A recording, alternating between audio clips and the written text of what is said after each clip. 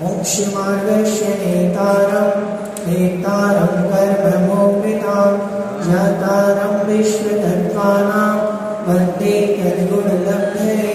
बोले पंच परमेश्वरी भगवान की जय। चलिए देखिए, हम देख रहे थे तत्वों के बारे में। तत्व कितने होते हैं? 7। ध्यान से सुने। सभी दर्शनों ने तत्व माने हैं। जैसे जैन दर्शन 7 तत्व मानता है, ऐसे ही अन्य दर्शन भी, सांख्य दर्शन, योग दर्शन, मीमांसा दर्शन, वैशेषिक दर्शन अपने अपने तत्व मानते हैं। सांख्य दर्शन में 25 तत्व माने गए। कितने तत्व माने गए? 25 तत्व। और जैसे योग दर्शन या वैशेषिक दर्शन में या वैष्णव दर्शन जो है उसमें 2 तत्व माने गए, प्रकृति तत्व, एक पुरुष तत्व। और प्रकृति और पुरुष दोनों से मिलकर के जीव की उत्पत्ति होती है, ऐसा वो मानते हैं। ठीक है। अपने यहाँ जैन दर्शन में सारी उत्पत्ति को जैसे वो मानते हैं प्रकृति से और पुरुष से, 2 से सारी संसार की उत्पत्ति हुई है। सांख्य दर्शन वाले मानते हैं कि 25 तत्वों से पूरे संसार की उत्पत्ति हुई है। पूरे संसार की रचना इन 25 तत्वों से मिलकर के बनी। और ये लोग मानते हैं कि 2 तत्वों से मिलकर के बनी। और हमारे यहाँ 7 तत्व कहे कि इन 7 तत्व से पूरा संसार बनता है। संसार बनने से तात्पर्य संसार की क्रियाएं जो होती हैं उन 7 तत्वों के माध्यम से होती हैं। ठीक है, समझ में आया? जीव तत्व हमने आपको पूरा डिटेल में समझा दिया कल परसों कि जिसके अंदर ज्ञान और दर्शन गुण पाया जाता है। ज्ञान गुण पहले दर्शन होगा, फिर ज्ञान होगा। और अरिहंत भगवान के दर्शन पूर्वक ज्ञान पाया, दर्शन और ज्ञान एक साथ होगा। ठीक है, समझ में आया था? तो जिसमें ज्ञान और दर्शन गुण पाया जाए या जिसमें ये दोनों गुण होने के कारण चेतनत्व गुण पाया जाए उसे जीव कहते हैं। समझ में आया? चलिए अब अपन चलते हैं अजीव की ओर।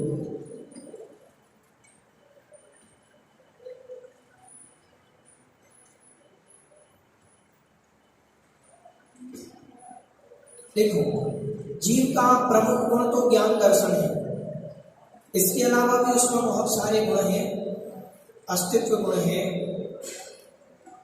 द्रव्यत्व गुण है, वस्तुत्व गुण है, ऐसे बहुत सारे गुण हैं एक वस्तु के अंदर। अब ज्ञान दर्शन के अलावा जिसमें ज्ञान और दर्शन नहीं पाया जाता या जिसमें ज्ञान दर्शन लोक चेतना नहीं पाई जाती उसे अजीव कहते हैं। शब्द ही कह रहा है, आ मतलब रहित, जीव मतलब जो जीवत्व से रहित है वह अजीव है। समझ में आया? अजीव आ मतलब जो रहित है, किससे रहित है? जीवत्व के मुख्य गुण से। जीव के मुख्य गुण ज्ञान दर्शन है, इससे जो रहित है वो सब अजीव है। समझ रहे हो क्या है अजीव? देखो, ये इसमें ज्ञान दर्शन गुण है, बोर्ड में, पेंसिल में, माइक में नहीं है। किसी वस्तु में ये ज्ञान दर्शन गुण नहीं है तो वह अजीव है। समझ में आया? कोई भी चीज दुनिया की लगा सकते हैं। तो जो ज्ञान दर्शन चेतनत्व गुण से रहित है, ज्ञान दर्शन चेतनत्व गुण से, चेतनत्व गुण से जो रहित है वह अजीव है। ठीक, समझ में आया? अब अजीव कितने हैं कौन बताएगा? अजीव कौन कौन है? 5 अजीव है। कौन कौन से? 5 अजीव हैं। कौन कौन से?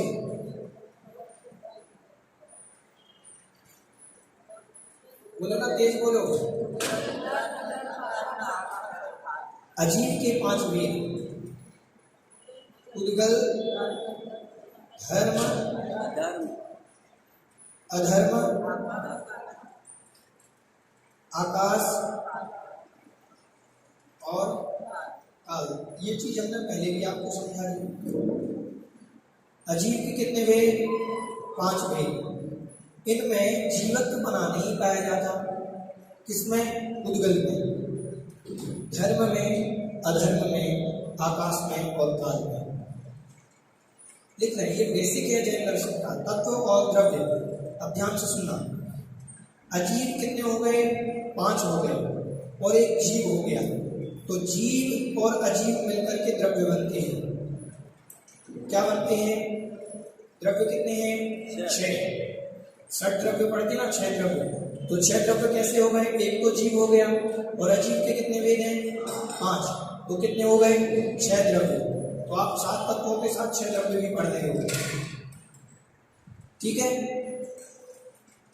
तो जीव और अजीव आपने पढ़ लिया, तो 6 द्रव्य भी पढ़ लिए। 7 तत्वों के अंदर जीव द्रव्य भी है, अजीव द्रव्य भी है। अजीव के 5 वेद हो गए, तो आपने पढ़ लिए 6 द्रव्य। समझ में आया? चलिए अब देखते हैं इनकी परिभाषा। उद्गल क्या है? लिख लो आप एक बार। अजीव क्या है? तो अजीव के 5 वेद हैं, उसमें पहला वेद है उद्गल।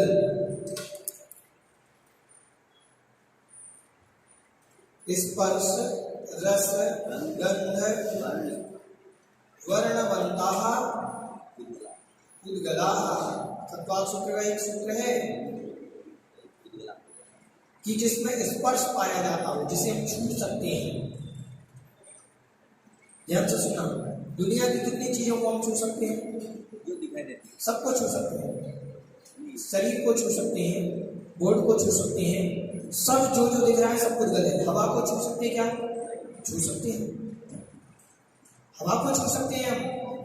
आप हवा जब चलती है तो आपके कपड़ों को उड़ाती है कि नहीं उड़ाती है? छूती है कि नहीं छूती? जब हवा आपके शरीर को लगती है, आपको लग रहा है कि हवा लगी है चेहरे पर, तो वो छूती है। अब दिख नहीं रही है इसलिए आपको उसको छुआ, हम नहीं मानते। हवा आपको छूती है, अगर नहीं छूती तो आप उड़ते कैसे? कपड़े उड़ते कैसे? हवाएं छू रही है मन को। समझ रहे हो? तो हवा भी क्या है? उसमें भी स्पर्श है, उसको भी हम छू सकते हैं। दुनिया की जितनी भी चीजें हैं जो हमें दिखाई दे रही हैं, सब में स्पर्श पाया जाता है। ठीक। रस, रस मतलब होता है स्वाद। किसी ना किसी का कोई ना कोई स्वाद जरूर होता है। इस बोर्ड में भी स्वाद होगा, शरीर का भी स्वाद होगा, पेंसिल में भी स्वाद होगा, पत्थर में भी स्वाद होगा, टेबल में भी स्वाद होगा, सब में पाया जाता है। धूप, जहां तक की धूप है, क्योंकि धूप हमें दिखाई देती कि नहीं दिखाई देती? अंधेरा दिखाई देता कि नहीं देता? ये भी उद्गल है, क्योंकि स्पर्शक होते हैं। धूप स्पर्शक होती कि नहीं होती? होती है। धूप रुक जाती है हमारे शरीर से कि नहीं रुकती है? आप धूप में जाओ तो आपका शरीर क्यों जलने लगता है? क्योंकि वो आपके शरीर को स्पर्श कर रही है। तो धूप भी उद्गल है। समझ में आया? धूप है, छाया है, अंधेरा है, शब्द है, शब्द भी उद्गल है। शब्द क्या है? उद्गल है। ये जो हम बोल रहे हैं दिखाई नहीं दे रहे लेकिन उद्गल है। उनका भी स्पर्श है, उनको हम छू सकते हैं, वो छूते हैं। आपने कभी ध्यान दिया हो, देखो उद्गल कैसे छुए जाते हैं। आप जैसे आप मोबाइल में कोई गाना सुन रहे हैं, गाना सुनते सुनते उसकी आवाज़ कम आ रही है, तो आप उसको किसी बॉक्स के अंदर रख देना, मोबाइल को ही पूरे, तो उसमें से आवाज़ थोड़ी ज़्यादा आएगी, क्योंकि वो बॉक्स में आवाज़ पैक हो गई, उससे बाहर नहीं जा रही आवाज़। तो वो शब्द जो निकले वो सिर्फ उसी स्थान से निकलेंगे जहाँ से बॉक्स खुला होगा। देखा है? डीजे जब चलता है तो उसमें कोई प्रेशर थोड़ी ना डाला जाता है, लेकिन वो ऐसा हिलता है। कोई साउंड जब चलता है वो कंपायमान होता है। कौन कर रहा है कंपायमान? शब्द। उसमें इतनी तीव्र वेग से शब्द आते हैं, इतनी तीव्र ध्वनि से आते हैं कि वो कंपायमान हो जाता है। समझ रहे हो? तो शब्द भी क्या है? उद्गल है, क्योंकि उनका भी स्पर्श पाया जाता है। समझ रहे हैं? रस, जिन जिन में भी स्पर्श है उनका कोई ना कोई रस जरूर होगा, उनकी कोई ना कोई गंध, सुगंध या दुर्गंध, उसमें कुछ ना कुछ तो होगी। इसमें भी सुगंध या दुर्गंध है, कुछ ना कुछ तो है। हमारे शरीर की भी सुगंध, अब ये हो सकता है कि कम ज्यादा हो। गुलाब में सुगंध ज्यादा है, गुलाब है उसमें सुगंध ज्यादा है, अमृत धारा में ज्यादा है, जो दूर से ही समझ में आती, घी में ज्यादा है। अब इसकी कम हो सकती है गोल्ड की, जो हमें नहीं दिखती, समझ में नहीं आती, लेकिन है जरूर। गंध, रस, वर्ण, वर्ण मतलब प्रत्येक वस्तु का कलर होता है। हवा का भी कलर होता है, धूप का भी कलर होता है, अंधेरे का भी कलर होता है। अंधेरा तो दिखता ही है काला काला, धूप दिखती है उजाले जैसे, तो ये कलर तो है उसका। प्रत्येक वस्तु का कलर होता है। मैं आपसे कह रहा हूं, आपको दुनिया में अभी जो जो चीज दिख रही है सब उद्गल है। धूप है, अंधेरा है, छाया है, शब्द है, सब उद्गल है। समझ में आ रहा है विषय? ठीक, हम इसलिए आपको पढ़ा रहे हैं कि ये जैन दर्शन का बेस है। अगर ये नहीं समझोगे तो आगे तत्व सूत्र कैसे बढ़ेगा अपना, ये समझो पहले, ठीक है। उसके बाद धर्म, हमने आपको बताया था जो जीव को चलने में सहायता प्रदान करता है। किस किस को? जीव को और उद्गल को।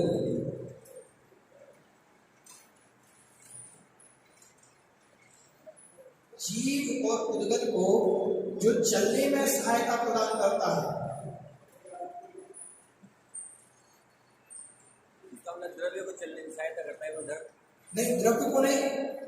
काल द्रव्य को कैसे? वो तो सिर्फ जीव और उद्गल को करता है।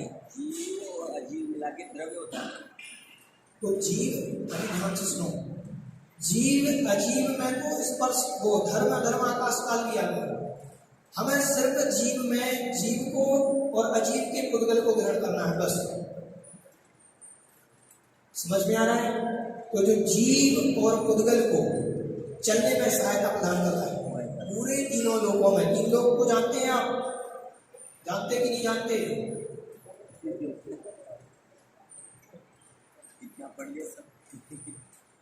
ये है तीन लोक का नक्शा। तो इसमें पूरे तीनों लोकों में ये धर्म द्रव्य भरा हुआ है। ऐसा कोई भी स्थान खाली नहीं जहां धर्म द्रव्य ना हो, क्योंकि यहां से किसी को वहां जाना है, कोई उद्गल को जाना है, तो सब जीव द्रव्य काम कर रहा है और वो धर्म द्रव्य काम कर रहा है। ठीक है, जबरदस्ती किसी को नहीं चलाता, लेकिन जिसको जाना है तो जा सकता है, उसके बिना चल ही नहीं सकते। हमने आपको उदाहरण दिया था, पटरी है, पटरी पर ट्रेन चलती है, पटरी नहीं रहेगी तो ट्रेन चलेगी क्या? लेकिन पटरी जबरदस्ती ट्रेन को चलाती है। ट्रेन की इच्छा है, मैं की इच्छा है, मालिक की इच्छा, चलाना है तो चलाएगा, नहीं चलाना तो नहीं चलाएगा। लेकिन पटरी के बिना चलेगी नहीं, धर्म द्रव्य के बिना जीव उद्गल चलेंगे नहीं। समझ रहे हो? धर्म द्रव्य को जबरदस्ती चलाता है। समझ में आया?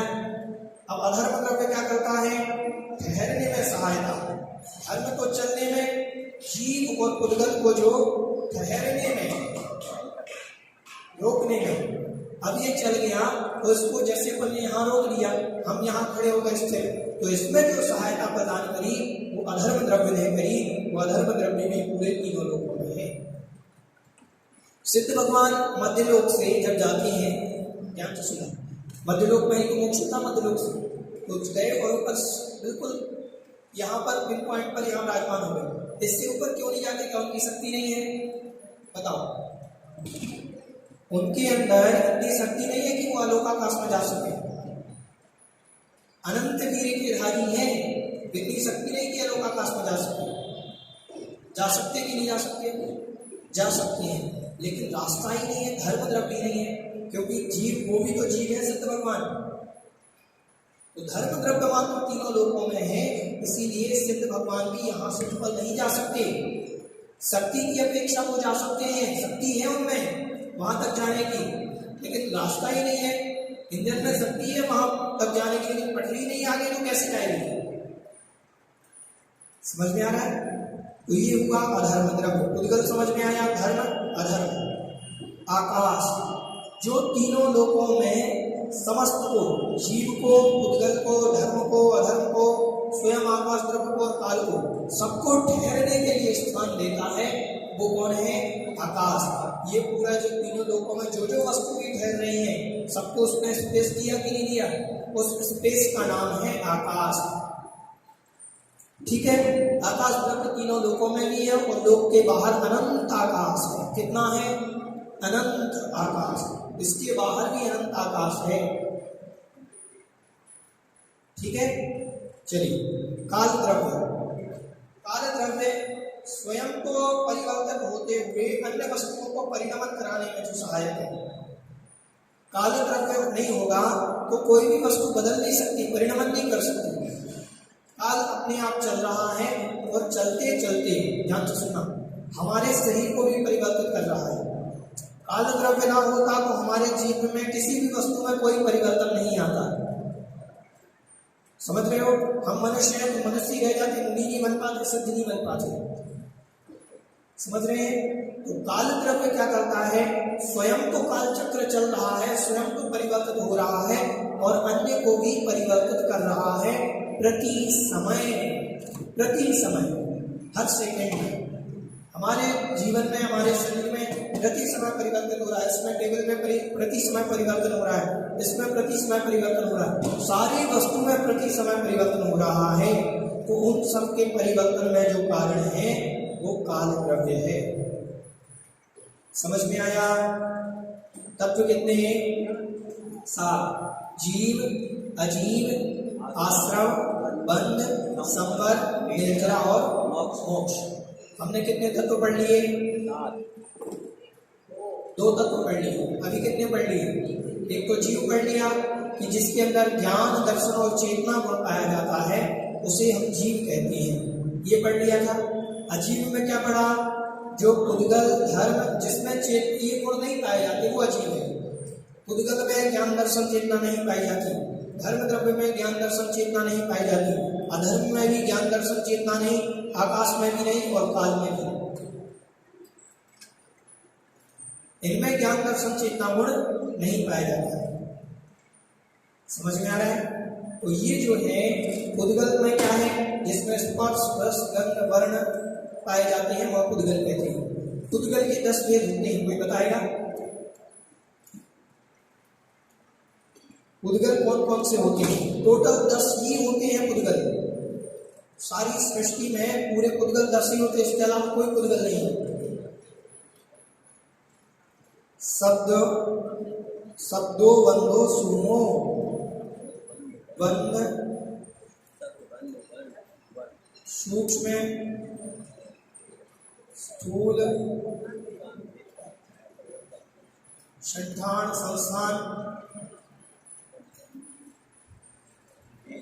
भेद, तम, छाया, उद्योग और आतप। 1 2 3 4 5 6 7 8 9 ध्यान से सुनो, ये 10 नाम लिख लें। शब्द, पुद्गल शब्द जितने भी हैं, जिनकी भी आवाज हमें सुनाई दे रही है, चाहे ये पंखे की आवाज ही क्यों ना हो, ये भी शब्द है। कोई भी आवाज हो, सब शब्द है, तो वो शब्द भी पुद्गल है। बंध क्या है? किसी भी चीज में बंध को प्राप्त हो रहे हैं, मिल रहे हैं, तो वो सारी चीजें पुद्गल हैं। जो भी बंध को प्राप्त होती हैं, जो मिलती हैं, जो एक दूसरे से जुड़ सकती हैं, उनका नाम बंध है। जैसे आटा के छोटे छोटे दाने होते हैं, जब आटा निकालते हैं गेहूं से तो छोटे छोटे, और पानी में मिलाओगे तो वो सारे असंख्यात जो कण थे वो मिल करके गेहूं वो बन जाते हैं, जिसके अपन रोटी बनाते हैं, गूंथ करके बनाते हैं। लोई क्या कहते हैं आपको? लोई कहते हैं। तो वो लोई बन जाते हैं। तो बहुत सारे थे, मिल करके बंध को प्राप्त हुए। तो बंध भी पुद्गल में ही होता है, जीव में बंध नहीं होता। जीव में बंध गुण नहीं पाया जाता। ध्यान से सुना, बंध किसमें होता है? पुद्गल। पुद्गल के अलावा किसी में बंध नहीं होता। सूक्ष्म जो छोटा है वो पुद्गल है। जिसे हम कह सकते हैं कि ये छोटा है तो वो पुद्गल ही होगा। छोटी बड़ी कोई वस्तु नहीं होती बाकी की। जिसमें भी अपन छोटे बड़े का भेद कर सकते हैं वो पुद्गल है। स्थूल, ये बड़ा है, ये बड़े का भेद जिसमें भी आएगा वो सब ये कहेंगे कि ये बड़ा है तो वो पुद्गल ही होगा बड़ा। समझ में आया? संस्थान मतलब आकार, आकृति। किसी ना किसी वस्तु की कोई ना कोई आकृति होती है। इसकी ये आकृति है, हमारे शरीर की ये आकृति है। ये जो आकृति बन रही है उसका नाम संस्थान है, वो भी पुद्गल का भेद है। ठीक है, भेद जिनमें भेद किए जा सकते हैं, जिनमें टुकड़े किए जा सकते हैं, वो एक से अलग किया जा सकता है। कोई भी वस्तु ले लो जो अलग हो रही है वो सब पुद्गल है। ठीक, तम मतलब अंधकार, अंधकार भी पुद्गल है। हमने आपको बताया था अंधकार में दिखाई देता कि नहीं दिखाई देता, उसका कोई ना कोई कलर है तब तो दिखाई दे रहा है।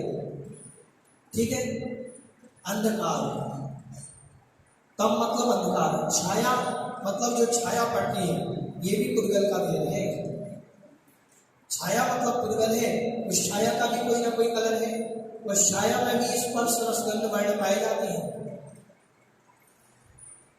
ठीक है, उद्योत और आतप, उद्योत मतलब होती है शीतलता, उद्योत मतलब चमकती हुई शीतलता, जैसे चंद्रमा में है। उद्योत नाम कर्म का उदय है चंद्रमा का, हमने आपको पहले भी बताया था कि चंद्रमा में उद्योत है, जो चमक है, चमक के साथ साथ शीतलता प्रदान करता है। क्या प्रदान करता है? शीतलता, तो वो उद्योत है, वो भी पुद्गल है। और आतप, आतप मतलब जो गर्मी प्रदान करे, तेज, जैसे आप यहाँ 500 वाट की हैलोजन लगा दो, यहाँ गर्मी होगी उससे, तो हैलोजन भी जो उससे जो प्रकाश हो रहा है वह भी क्या है? आतप है। समझ में आ रहा? ये पुद्गल के भेद है, इसके अलावा कोई पुद्गल नहीं है। लगा करके देख लेना। हाँ यही तो है 10, बस इसके अलावा कुछ नहीं है। 10 भेद है, 10 भेद। हाँ तो यही तो हमने क्या 10 भेद है, 10 पर्याय है, यही है पुद्गल के। इनको पर्याय कहो, भेद कहो, भेद कहो, पुद्गल के सब वही है। पुद्गल की 10 पर्याय इन्हीं को कहा जाता है। 10 प्रकार, भेद प्रकार से भी एक हो गए ना। अरे भेद है, प्रकार है, आप लोग उसमें क्या फर्क पड़ रहा है? आप ये समझो कि पुद्गल 10 प्रकार का होता है, बस उसके अलावा कोई वस्तु पुद्गल नहीं। ठीक है, समझ में आया? अब पुद्गल अजीब तत्व में हमने क्या क्या पढ़ लिया? पुद्गल, धर्म, अधर्म, आकाश और काल। समझ में आ गया? अब क्षय द्रव्य कैसे बनेंगे? जीव तत्व को मिला करके और अजीव तत्व को मिलाएंगे तो क्षय द्रव्य बन जाएंगे। क्योंकि अजीव के 5 भेद है, तो 5 ये और 1 ये, तो क्षय द्रव्य। द्रव्य संग्रह में पहली गाथा क्या है? जीव मजीवम दब्बम जीर्वण वसेण नेण उद्दिठम। उन्होंने कहा तो द्रव्य की बात कि हम क्षय द्रव्य, द्रव्य संग्रह नाम रखा उसका। क्या नाम रखा? द्रव्य संग्रह। और उन्होंने कहा कि जीव मजीवम दब्बम, मैं तो जीव और अजीव द्रव्य का कथन करूंगा। उन्होंने ये भी लिखा आगे, कहाँ लिखा? उन्होंने क्या लिखा? जीव मजीवम दब्बम। भैया जी यहाँ तो 2 ही द्रव्य हैं, क्षय द्रव्य आपने कैसे कहे? गाथा में क्या है? जीव मजीवम दब्बम जिणवर वसेण। जिनेंद्र भगवान ने जो कहे हैं, निर्दिष्ट निर्देशित किए हैं, मैं उन्हीं को कहूंगा। भैया जी आपने कहा कि द्रव्य 6 होते हैं, तो समझ नेमिचंद्र महाराज 2 ही लिख रहे हैं, जीव और अजीव। तो ये समझना कि जीव एक द्रव्य और अजीव के 5 भेद, तो कितने हो गए? 6 हो गए। तो द्रव्य संग्रह कार्य की बहुत सूक्ष्मता से उनको अगर 6 द्रव्य के नाम लेने हो तो गाथा बड़ी हो जाती, 2 गाथाओं में वर्णन करना पड़ता उनको। उन्होंने जीव अजीव कह दिया, इतने में 6 द्रव्य हो गए। समझ रहे हो? द्रव्य संग्रह के अंदर यही है ना, जीव अजीव द्रव्य। तो जीव और अजीव द्रव्य कौन है? ये 6 द्रव्य है। समझ में आ गया? तो अपन ने अभी तत्व और द्रव्य के बारे में समझ लिया। ठीक है, द्रव्य की परिभाषा हम आपको बाद में बताएंगे कि द्रव्य क्यों कहते हैं। चलिए, बोधि समाधि परिणाम शुद्धि स्वात्मोपलब्धि सिद्ध सौख्य सिद्धि चिंतामणि चिंतित वस्तुदाने त्वं वन्द्ये मनस्य मम स्तुतिनि। नवाद नमः।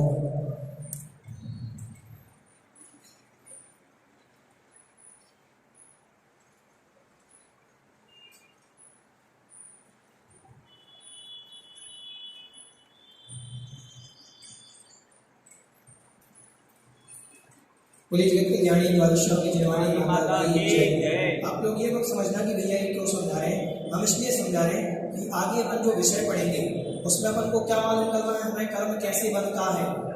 आगे जो हम आपको बताएंगे विधि कि हम प्रति समय जो क्रिया कर रहे हैं उसमें हमें पुण्य बन रहा है कि पाप बन रहा है, कौन सी प्रकृति बन रही है, दरकायु का बंद हो रहा है, ज्ञानावरणी कर्म का बंद हो रहा है, अंतराय का बंद हो रहा है, उसके लिए हम ये सारी भूमिका बता रहे हैं आपको।